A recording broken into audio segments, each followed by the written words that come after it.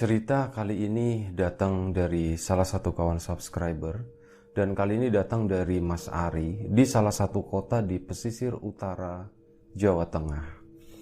Sebuah pengalaman yang pernah dialami oleh Mas Ari kurang lebih sekitar 8 atau 9 tahun yang lalu. Dan Mas Ari ini pengalamannya masih berhubungan dengan aktivitas memancing gitu. Ya, sebelum kita lebih jauh ke dalam cerita seperti biasa, gue pengen ucapin banyak-banyak terima kasih buat kawan-kawan subscriber semuanya. Terima kasih buat kawan-kawan yang udah kasih support, udah kasih dukungan. Terima kasih juga buat kawan-kawan yang udah ngasih like, udah nge-share ke yang lainnya. Nggak lupa juga, terima kasih banyak buat kawan-kawan yang udah ninggalin komentar. Terima kasih banyak semuanya. Nah, balik lagi ke ceritanya Mas Ari tadi. Kejadian sekitar 9 tahun yang lalu, entahlah tahun berapa gitu ya, 2012 mungkin ya. Jadi Mas Ari waktu itu memang dari dulu punya hobi mancing.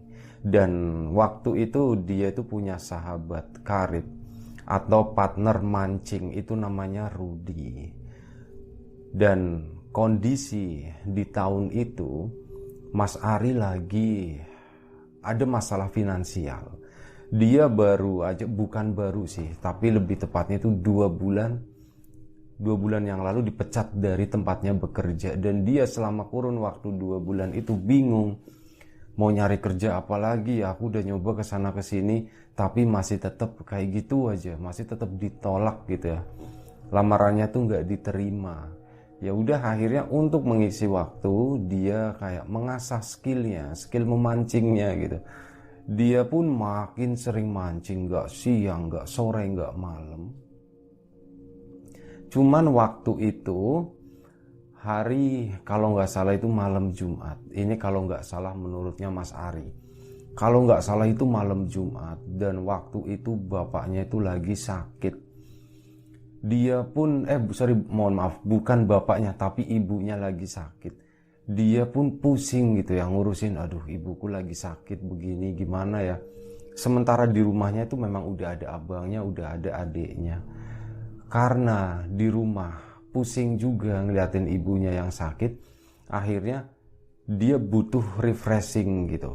Dia setelah beberapa hari itu, karena ibunya sakit juga, dia kan meninggalkan semua aktivitas memancingnya, fokus ke ibunya. Dan waktu itu Mas Ari itu ceritanya aku pengen refreshing sebentar, aku mau istirahat. Dan dia pun pamitan sama ibunya, Bu, aku mau mancing dulu gitu Bu, boleh Bu? Oh ya udah, nggak apa-apa, di sini udah ada masmu, ada adik kamu, nggak apa-apa, gantian sana, kamu mancing dulu sana, kayak gitu. Nanti kalau dapat dimakan bareng-bareng, kata ibu tuh kayak gitu. Ya udah, Mas Ari pun keluar dengan perasaan yang tenang, senang gitu ya. Meskipun tetap pusing gitu, malu ketemu tetangga juga. Kalau ditanyain, Ri kerja di mana sekarang kayak gitu. Biasanya tuh nanyain, mereka itu udah tahu, cuman kayak berusaha ngejek gitu. Tapi ngejeknya tuh ngejek halus. Setidaknya itu yang dirasain sama Mas Ari waktu itu. Dia pun langsung bergegas ke rumahnya Rudy, temannya. Naik sepeda genjot ya. Sepeda ya kayak sepeda ontel seperti itulah, sepeda lama. Datang ke sana ke rumahnya Rudy. Assalamualaikum, Rud. Mancing yuk katanya. Wah, Ri, mancing jam segini. Ya emang kenapa Rud gitu? Aku kalau mancing malam aku agak serem, Ari. Aku males dengan yang sebelum-sebelumnya gitu. Kamu gitu aja takut gitu, kata Mas Ari. Ya mancing itu gak usah mikirin kayak gitu Rud. Makin angker tempatnya, makin rame, makin banyak ikannya gitu. Kok bisa kayak gitu Ri? Ya pakai logika aja, makin angker kan makin jarang orang mancing di situ. Rud gitu. Jadi ya ikannya di situ segitu-gitu aja gitu. Malah nambah, malah banyak gitu Rud. Oh iya bener juga ya Ri. Tapi emang kamu mau mancing di mana Ri? Aku pengen mancing itu tuh di sana tuh, di bawah jembatan katanya. Wah gila lu Ri katanya. Serius di situ gitu. Orang yang di kebun aja itu serem banget, apalagi yang di bawah jembatan Ri. Kamu kan udah tahu cerita di sana itu apa aja. Ya kan cerita tinggal cerita Ruth. Tiap orang beda pengalaman Ruth. Siapa tahu mereka yang mancing di situ ketemunya sama hantu sama setan, sementara kita di sana ketemunya sama ikan gede kayak gitu. Oh iya juga sih, kata Rudi. Gimana Rud? Enggak, aku tetap nggak mau. Ayo dong Rud, gimana sih mancing kalau nggak ada kamu nggak asik, kata Ari itu seperti itu. Gimana ya Ri, kita berangkatnya emang jam berapa Ri? Ya sebentar lagi lah gitu, habis maghrib lah gitu. Boleh Deri gitu. Waktu itu tuh sore, masih sore, belum malam. Udah nyiapin semuanya Ri, peralatannya gitu. Udah ada semuanya gitu. Nanti umpan tinggal beli aja sambil jalan di situ. Oke, ya wis. Habis maghrib ya gitu. Habis maghrib Mas Ari pun balik lagi ke rumah. Ketemu sama ibunya. Bu, pas itu ibunya ngelihat gitu ya di rumah. Ri loh, katanya mancing kok udah pulang. Ya Bu, masa mancing jam segini Bu, ini udah mau maghrib gitu. Oh iya ya gitu. Ya udah nanti aja habis maghrib gitu, agak maleman lah katanya. Kayak kan biasa mancing malam, kata ibunya kayak gitu.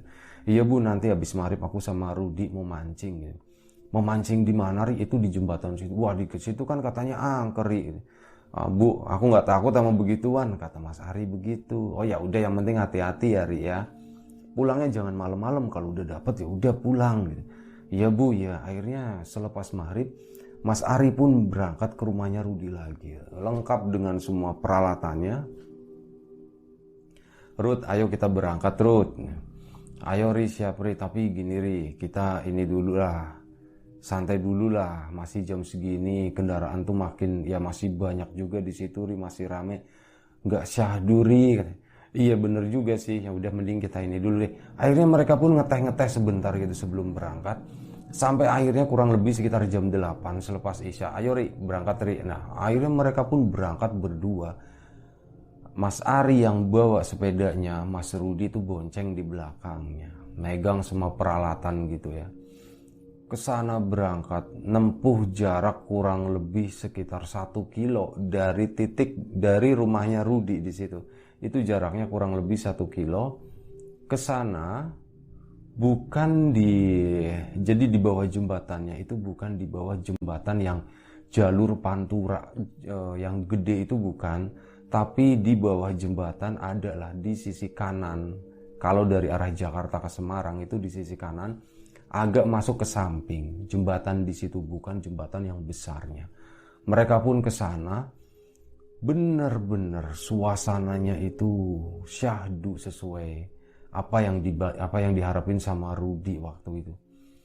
Gelap banget, gak ada listrik sama sekali, ya namanya di pinggir sungai gitu kan, dan di situ juga gak ada akses jalan. Jadi jalannya tuh ya cuman jalan setapak, kayak buat orang mondar-mandir lewat ke situ, ke sungai atau ngapain lah. Cuman itu doang, gak ada kendaraan yang bisa dilalui sama mobil. Mas Ari sama Mas Rudi menembus itu kebun-kebun punya warga seperti itu saat ke sana, dan akhirnya mereka tuh sampai di pinggiran sungai. Ri, serius Ri, di sini Ri itu. Iya, di sini emang kenapa Rud? Aku kok ngerasa serem ya Ri ya gitu. Ya namanya di kebun ya serem lah Rud. Udah tenang aja. Santai aja. Ini aku bawa senternya, aku nyalain. Akhirnya senternya dinyalain, dang. Sama ada bawa emergency lamp gitu, lampu darurat tapi yang kecil. Nah itu mudah mulai dirakit di sana di pinggir sungai tadi. Terus udah selesai semua. Mas Rudi nanya, Ri, kamu mau mancing di mana Ri? Aku tuh mau di sana, bawa jembatan persis Rud. Oh aku di sini aja ya Ri ya gitu. Kenapa? Kamu di situ aja. Deketan aja enak Rud. Enggak lah, aku mau di sini aja loh. Katanya di situ serem Ri gitu. Paling sering di sana Ri digangguin gitu. Oh ya udah, tapi jaraknya jangan jauh-jauh lah Rud. Nah, dan akhirnya Mas Ari pun ke sana ke bawah jembatan, sementara Mas Rudi ya ke sonoan dikit dari tempat mereka ngerakit itu ya, dari mereka naruh sepedanya cuma dimasukin ke dalam semak-semak gitu aja. Dan Mas Rudi ngambil jarak kurang lebih sekitar 20 meter dari Mas Ari. Jadi saat nengok-nengokan begini tuh masih kelihatan. Apalagi mereka kan bawa headlamp juga kayak gitu, lampu-lampu pencahayaan. Plus ada rokok juga. Jadi nengok, masih ada. Nengok masih ada kayak gitu. Dan mulai kurang lebih sekitar 8:30 malam, mereka pun mulai lempar. Ini ya, jorangnya itu udah mulai dipakai di situ. Diturunin ke situ, belum. Bener-bener gak ada suara. Airnya itu tenang banget. Mungkin dalam kali ya, karena tenang airnya. Jadi nggak ada suara. Gemericik tuh kecil banget ya, paling cuman ada suara-suara angin gitu, bus bus bus. Itu dari pepohonan yang ada di situ. Pohonnya tuh gede-gede gitu, pohon bambu juga banyak di sana. Awalnya semuanya baik-baik aja. Mas Ari itu pikirannya tuh nggak di pancingan, tapi mikirnya itu di rumah malah. Aku nggak kerja gitu ya selama 2 bulan, nggak ada penghasilan sama sekali. Uang sisa kemarin hasil aku kerja, udah aku pakai buat biaya obat ibuku, sisanya ya buat hidup aku. Udah tipis banget gitu. Ini cuma tinggal ya berapa minggu doang nih habis gitu. Dia tuh mikirinnya ke situ, ibunya sakit nggak sembuh-sembuh, meskipun sekarang kondisinya makin membaik makin membaik. Ya intinya pikirannya tuh nggak di pancingannya gitu. Sementara Rudi nggak tahu dia mikirin apa. Dilihat dari spotnya Mas Ari, Mas Rudi tuh masih anteng gitu ya. Dia masih anteng nungguin ininya ditancepin begitu, terus dia tuh duduk di depannya gitu sambil main HP. Takutuk. Mas Ari nggak punya HP, HP-nya itu udah dijual soalnya. Dia nengok ke Mas Rudi, wah enak banget si Rudi mainan HP, ada temennya. Ya udahlah bodo amat, aku yang penting aku mancing, pikiranku menghayal, aku bisa kemana-mana, kata Mas Ari seperti itu. Dan gak lama setelah itu tiba-tiba Rudi datang. Tuk. Lah, Rud, kenapa kesini Rud? Kenapa pancingannya ditinggal? Kenapa mau pindah sini Rud? Gitu. Iya Ri, aku pindah ke sini boleh nggak Ri? Gitu. Boleh aja gitu. Boleh sini duduk sini duduk. Akhirnya Mas Rudi pun duduk di situ dengan mukanya itu agak tegang gitu. Gelap ya, jadi nggak terlalu kelihatan ya. Cuman ya lampu dari headlamp yang cahayanya juga cahaya remang, kayak yang headlamp buat mancing gitu, biasanya cahaya warna kuning gitu. Lihatin si Rudi, Rud kok muka kamu pucat gitu Rud, ada apa sih Rud? Si Rudi tanya diem aja begini. Rud kenapa Rud? Kenapa diem aja Rud? Bilang dong Rud, jangan bikin serem kayak gitu ah. Iya Ri, nggak apa-apa Ri, ntar aja gitu. Iya ya udah itu dicelupin lah pancingan kamu. Akhirnya dicelupin sama Rudi, taruh sini. Rudinya duduk di sampingnya Mas Ari gitu, tapi duduknya juga kayak gitu banget. Rud, apaan sih? Sonoan dikit ngapa gitu? Sonoan dikit, jangan deket-deket banget, gak enak, panas gerah. Ri, aku mau cerita Ri gitu. Apa kamu mau cerita apaan? Dikasih lihat gitu. Iya Ri, aku dikasih lihat Ri. Dikasih lihat apaan gitu. Nanti dari bentar lagi gitu. Alah lama nih, rokok dulu. Udah rokok kamu simpen nih, pakai rokokku gitu. Biar lebih enak rasanya, kata Mas Ari itu seperti Mas Rudi itu nurut gitu, ngambil rokoknya Mas Ari, dinyalain cetrek. Setelah agak tenang ditanya, Rud, kamu ngalamin apa tadi Rud? Itu Ri, pas di sana aku nyelupin begini Ri. Aku taruh gitu kan Ri, aku main HP lah, terus aku lihat ininya tuh jalan Ri. Jorannya tuh jalan, dan itu kan ada tarikan ya Ri ya. Iya ada tarikan. Terus kenapa dapat ikan gede? Ri, buru-buru ikan Ri, sumpah itu bukan ikan Ri. Terus emang apaan kalau bukan ikan? Aku nggak tahu Ri, ini aku salah lihat atau gimana. Yang aku lihat itu kayak kuntilanak berenang Ri. Maksud kamu gimana kuntilanak berenang? Ya itu aku lihatnya, ya ini kan aku lampunya emang nggak terlalu terang Ri, nggak terlalu jelas kelihatannya. Tapi aku yakin itu bukan ikan. Iya ceritanya yang jelas, seru ceritanya. Iya dia cerita. Akhirnya Mas Rudi pun ngejelasin dengan sebisanya gitu. Kalau Mas Rudi tadi pas lagi mancing ada tarikan, pas ditarik begini makin deket, yang dilihat Mas Rudi itu adalah rambut yang kerembiang di atas air begitu, kayak sesuatu yang lagi ngapung, mirip orang berenang tapi berenangnya tengkurap. Kesananya itu bajunya putih semua. Jadi makanya Rudi bilang ada kuntilanak berenang itu kayak, ya ibaratnya wujudnya tuh kayak kuntilanak, cuman posisinya berenangnya tengkurap kayak gitu. Dan Mas Rudi langsung akhirnya kan dipotong pakai ini. Dia kan lagi ngerokok, senarnya tuh langsung dipotong pakai itu tadi rokok, terus langsung kabur ke sana. Lah, Rud, terus kamu gak sempet narik itu Rud sampai keluar? Boro-boro Ri, sumpah Ri, takut banget Ri, lemes banget. Ini untung aja aku bisa kesini Ri. Ri, pulang yuk. Bentar lagi ya, aku baru ini kok, baru sebentar ya. udah tenang aja, sini aja, nggak usah deket-deket, tapi ya jangan mepet-mepet gini tuh, kasih sana lah, sana dikit gitu, 2 atau 3 meter gitu. Iya Ri. Akhirnya Mas Rudi pun nurut, pindah sekitar mungkin 2 atau 3 meter. Di bawah jembatan airnya waktu itu agak dangkal, jadi ada kayak apa ya, mungkin kayak batu pondasinya ya di sana. Nah, mereka itu duduknya di situ. Nah, Mas Ari setelah ngedengar suara ceritanya Mas Rudi, dia kan jadi sering nengok gitu, Rudi lagi ngapain ya? Rudi lagi ngapain ya? Rudi tuh masih bengong gitu, bahkan pancingnya tuh belum dicelupin juga gitu. Rud, mau mancing gak katanya? Oh ya Ri, lupa Ri. Bener-bener kelihatan tegangnya gitu Mas Rudi. Dicelupin begini, dan akhirnya udah tenang tuh mereka berdua. Adalah sekitar 15 menit mereka anteng. Mas Ari udah agak kesal gitu ya. Jadi cuman umpannya aja yang dimakanin sama ikan, tapi nggak ada tarikan sama sekali. Ditarik, kasih lagi, masukin lagi. Tiba-tiba Mas Ari itu ngedengar ada suara kayak gitu. Kayak gitu. Ada suara orang manggil gitu, tapi pakai kayak gitu. Mas Ari kan nengok gitu. Rud, apaan Rud? Apaan Ri? Orang nggak apa-apaan kata. Oh ternyata bukan Rudi, kata Mas Ari. Terus udah Mas Ari tuh nggak ngerespon ya, dia cuman diem gitu aja. Sampai akhirnya kedengeran lagi, gitu lagi. Dan Mas Ari tuh makin yakin ini suaranya tuh dari sisi kiri. Rudi tuh sebelah kanan. Mas Ari suaranya dari arah sini.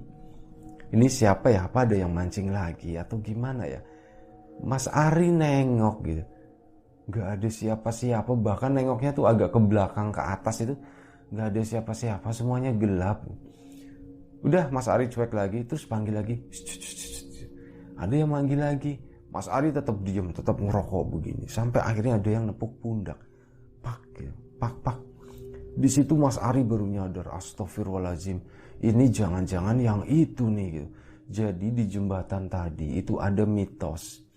Kalau ada orang mancing di sana, terus ada yang nepuk pundaknya, itu mau pinjem korek. Tapi yang pinjem korek yaitu makhluk-makhluk begitu, makhluk jadi-jadian gitu, bukan manusia. Nah, alangkah baiknya kalau ada yang seperti itu, kamu kasih aja koreknya, tapi jangan nengok. Nah, Mas Ari ingat itu kan, oh iya, berarti bener nih, jangan-jangan gitu kan.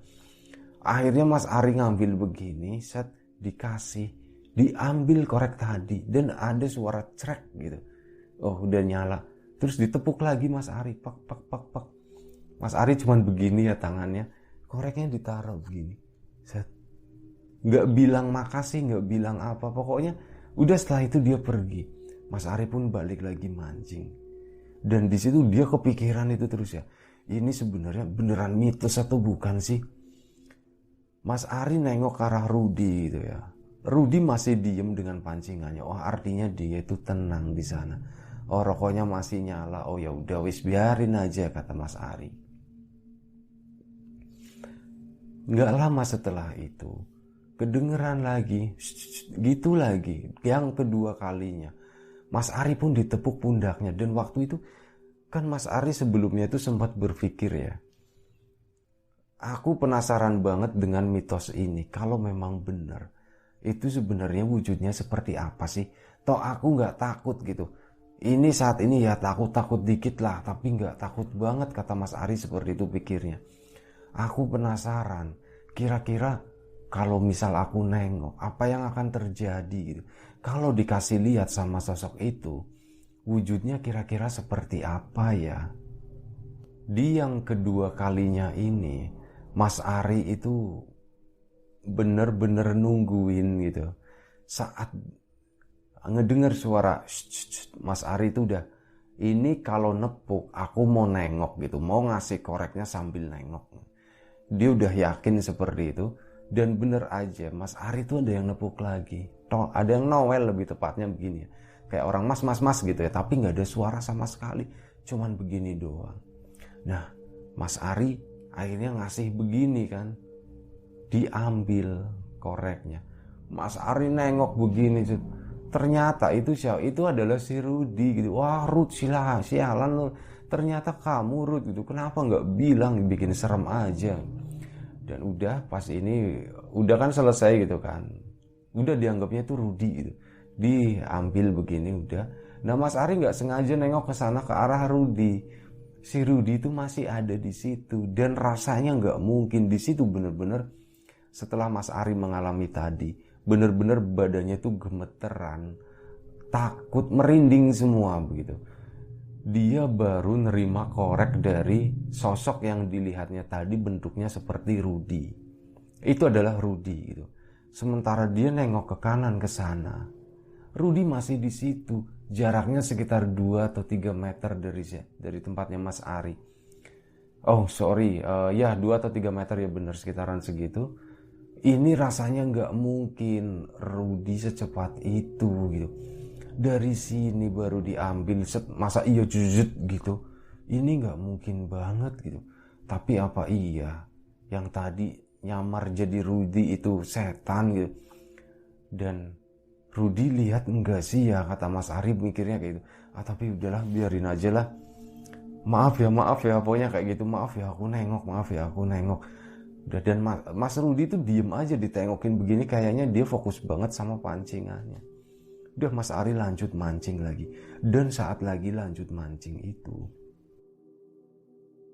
Mas Ari bener-bener kayak lagi pikirannya tuh nerawang, campur aduk ya, kemana-mana pokoknya. Mikirin yang di belakang tadi, mikirin di rumah, mikirin sampai jam segini belum dapat ikan.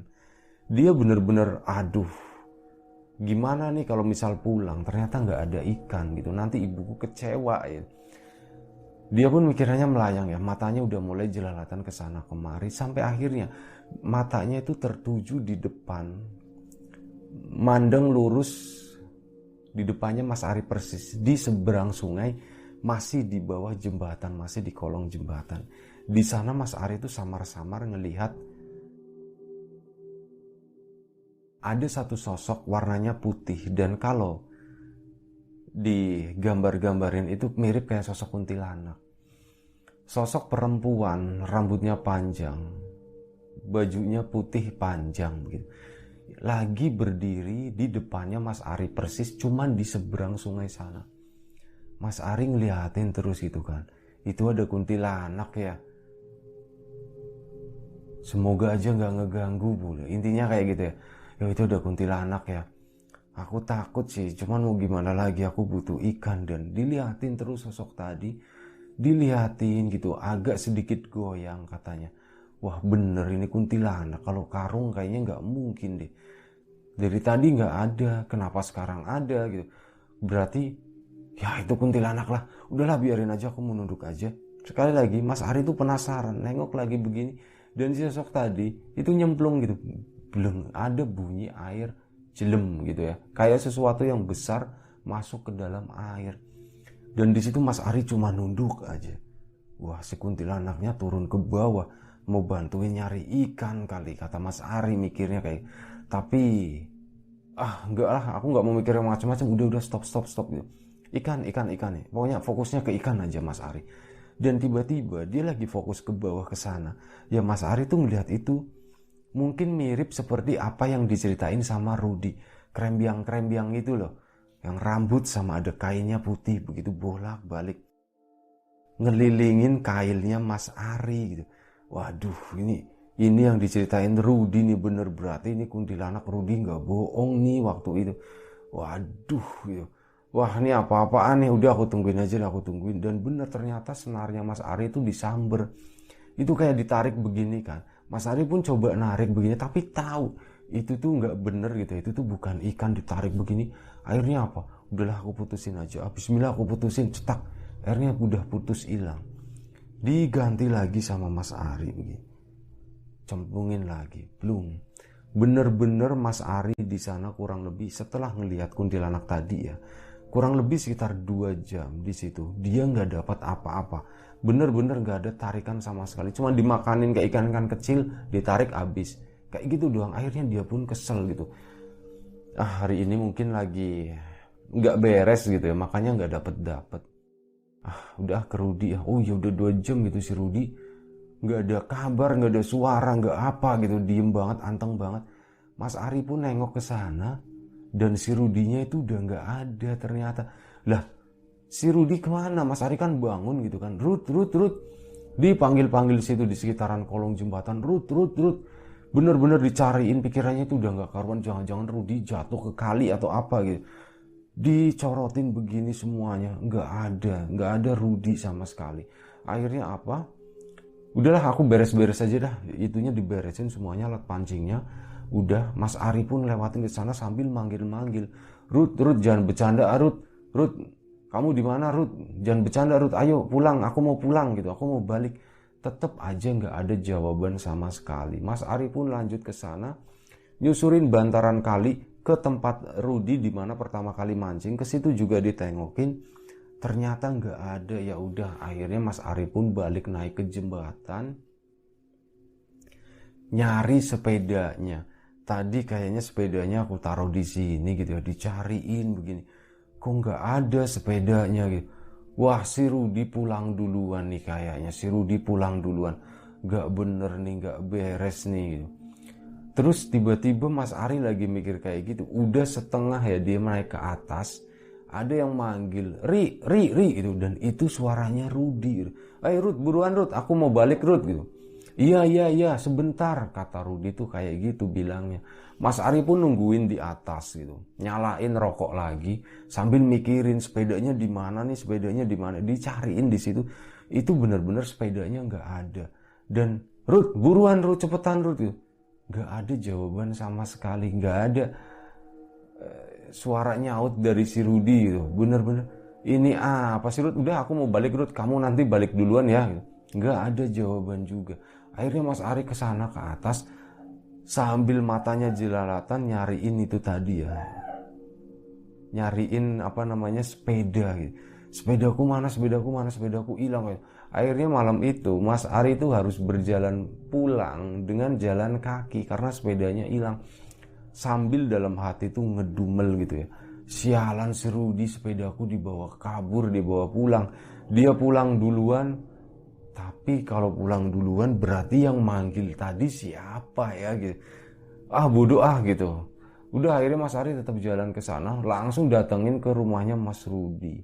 Waktu itu udah tengah malam mungkin ya. Udah tengah malam ke sana. Assalamualaikum. Waalaikumsalam. Rudi keluar. Ri, sorry ya Ria. Kamu nggak asik, kamu nggak solider gitu. Sorry Ri, beneran Ri. Emang kenapa sih Rud? Kenapa kabur kayak gitu sih Rud? Aku kesini jalan tahu Rud. Yaudah tenang aja, aku bikinin teh. Akhirnya dibikinin teh sama Rudi, udah minum dulu. Beneran Ri, kamu sekarang marah ndak apa-apa, tapi kalau aku ceritain kamu juga akan baik-baik lagi Ri gitu. GR banget gitu. Iya beneran Ri, sini Ri aku ceritain. Jadi gini, waktu kita baru sampai ke sana, kamu kan mancing kan di sana kan, aku kan mancing di situ Ri. Lah, belum lama Ri, baru sekitar 5 menit atau 10 menit Ri, itu ada yang minjem korek Ri, aku kasih begini, aku lupa cerita itu loh Ri. Pas aku nengok begini sumpah, itu aku langsung kabur pulang Ri.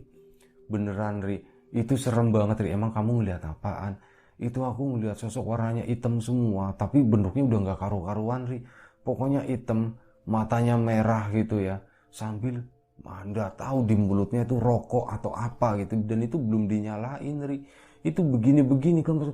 Ya udah, aku langsung kabur ya, aku ambil sepeda kayak gitu. Lah, pancingan kamu di mana? Nggak tahu, kayaknya ketendang, aku jatuh deh ke sungai katanya kayak gitu. Pantesan aku cariin tadi kok nggak ada bener-bener jejak kamu Rud di sana Rud pas mau pulang. Itu kamu bilang berapa menit? 5-10 menitan lali baru nyampe Ri. Emang kamu nggak denger ya aku teriak-teriak? Enggak Rud, aku nggak denger apa-apa Rud. Malah yang aku denger, bukan aku denger ya Rud ya, yang aku alami, kamu ngedatengin aku ke sana, ke tempat aku mancing di situ, dan kamu ketakutan. Terus aku nanya, Rud kamu habis ngeliat apaan? Katanya kamu habis ngeliat kuntilanak berenang gitu. Ri, aku nggak kayak gitu Ri, sumpah Ri. Aku 10 menit, aku langsung kabur pulang, sepedanya aku bawa gitu. Aku udah neriakin kamu, Ri, buruan pulang Ri, aku pulang duluan gitu. Dan kamu nyaut Ri, iya sana pulang duluan. Kayak gitu, Ri. Wah, kata Ari, kita udah dikerjain kayaknya nih, Rut. Kupingku ditutup gitu, sama kuping kamu juga ditutup, pokoknya kayak gitulah, kita udah dikerjain berarti malam ini, Rut. Kayaknya kayak gitu, Ri. Terus kamu ngalamin apa aja, Ri? Ya aku sih sama kayak yang kamu tadi, begini, tapi aku ngalamin 2 kali, Rut. Yang pertama aku nggak nengok, yang kedua aku penasaran, Rut. Pas aku nengok ke sana, ya kamu, Rut, kamu yang minjem korek gitu. Tapi ya emang kamu nggak ngomong apa-apa. Dan anehnya, nih jadi begini, ceritanya tuh pokoknya begini, Rut. Aku mancing di sini, kamu ketakutan. Kamu mepet-mepet kan, terus suruh aku geser ke sana 2 meter atau 3 meter sonoan agak jauh. Kamu nurut duduk di situ.